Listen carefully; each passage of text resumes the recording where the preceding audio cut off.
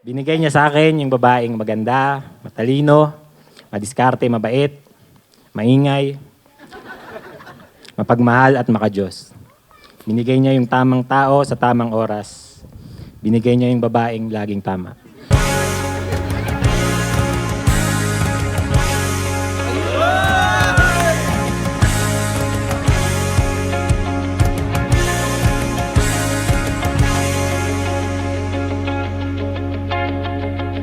Simula nung binigay ka sa akin ni Lord noong April 12, 2018, doon na nagsimulang dumami yung mga gastos ko.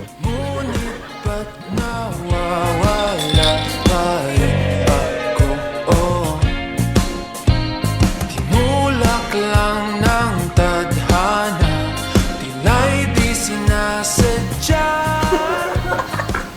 Also shared our struggles, supporting each other to tough times. Kahit tinatoyo ka minsan, every moment spent with you has been the happiest of my life. Magiging soto ka na. Simula ngayon, di ko na kayang mabuhay nang wala ka. Kasi ikaw nakahawak ng aking pera.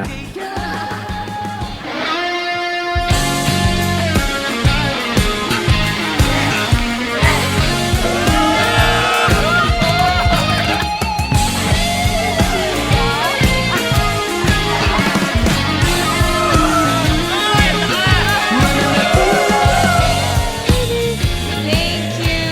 Wow! Thank you! Hi, love. I hope you like this. Lalo kang gaganda dito. Can't wait to see you. Wow! I love you. Love, love. Sa aking mapapang asawa, nasa yun nga ang lahat. Ako yun. Jackpot ka sa akin. Sayong sayo na lahat ng oras ko. Huwag kang malulog. Nagmamahal yan. Uy! Daddy, pwede mo bang i-suit sa akin? Hindi naduduging na. Hindi hanggang bukas natin, ngunit itong gabi ay atin.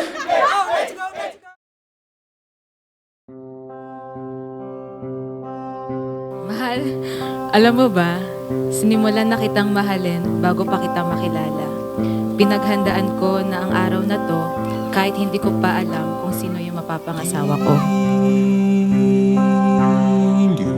Sabi ko nun kay Lord na para lang ako sa taong yun. Maghihintay ako sa tamang tao na ibibigay niya sa akin. At naghintay ako. Hinintay kitang dumating. Sana sa'yo ang puso ko. At sa kabutihan ni Lord, ikaw ang ibinigay niya sa akin. I remember the first time I told you, kay Mom, she told me that the best foundation for any relationship is friendship. And with you, I didn't just find a friend, I found my bestest friend. Lang ba ang pahinga ng dalawa? I remember the times when I was depressed and was a difficult person to be with. Thank you for not giving up on me. Thank you kasi binaglaban mo yung posisyon mo sa buhay ko bilang magiging asawa ko. Happy anniversary, love. After exactly 7 years, andito na tayo, ikakasal na. Sapat na sa'kin. Dahil sa lahat ng effort at sacrifices mo, you deserve it. You deserve my full trust and commitment. Hindi na kita ihahatid sa inyo kasi sa akin ka nauwi. Salat sa kasanayan. I am now your new home. Ang tagal ka na hinihintay ni Oreo sa bahay natin. And we will create memories together. Kung pahintulutan mo ako. And today marks the 7 years that I opened my heart to you. Happy anniversary, love. Napakabilis, parang lumipas lang ang lahat. Honestly, I have missed so many chances, opportunities for me to show my love for you. So many times na naging selfish ako.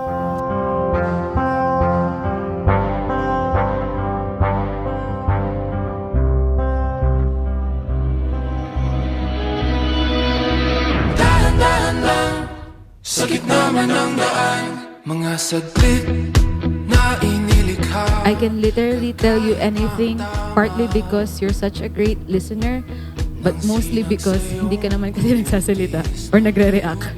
Kaya kinig ka rin dyan. Saan ba ako dinadala? But that's actually a huge misconception kasi OA ka din.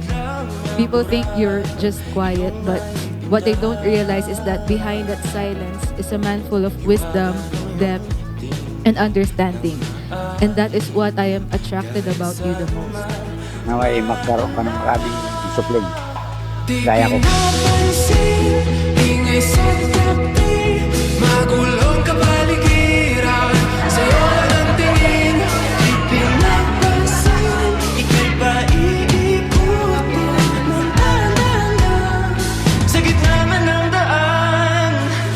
Sa bawat sandali. So normally, vows are meant for making many promises, but I know that I cannot fulfill it with my own strength. Kaya dalawang bagay lang ang aking may papangako para di ko makalimutan. To love and protect you as Christ loved me unconditionally. I promise to always forgive and pursue you just as Christ forgave all of my sins, gave His life for me, and never give up on me.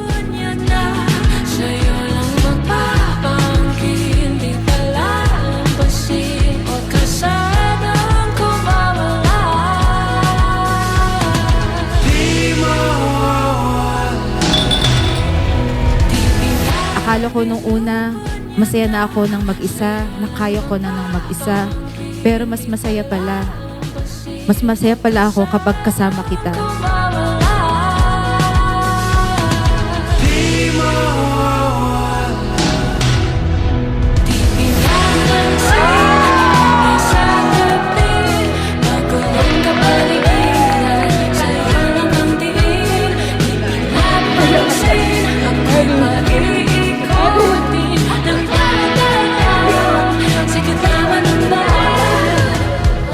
Ikaw ang pinagpapasalamat ko kay Lord. Dahil nariyan ka sa tabi ko, sa kabila ng hindi ko alam kung masaya ba ako or hindi. Lagi kang nasa tabi ko, kahit na alam at ramdam mo minsan na parang di naman kita kailangan, pero nanatili ka pa rin sa tabi ko. Hanggang sa ma-realize ko na hindi ko pala kaya nang wala ka sa tabi ko. That's why today, by His grace, how I pray that God can multiply those missed chances for me to show my love and respect for you, a million times to cherish you and choose you.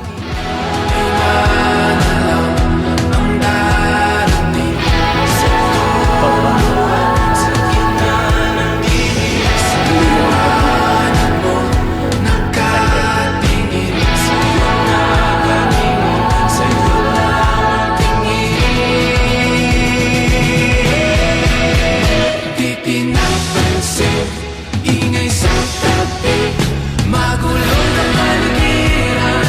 Sa'yo lang ang tingin, di pinapansin, ika'y ba iikutin ng sa gitna man ng daan. Di pinapansin, ingay sa tabi, magulong ka. God's love is the foundation that will hold us together. I always pray for our marriage. I love you so much. Ika'y ba sa gitna man ng daan. So when I said I love you more, it means I love you more than the difficulties and challenges. I love you more than your imperfections. I love you more than any arguments we could have. And that I will always choose you over anything else. With all my heart, Jopet Soto, I give myself to you as your wife, your best friend, as our children's mother, and your faithful partner forever. I love you.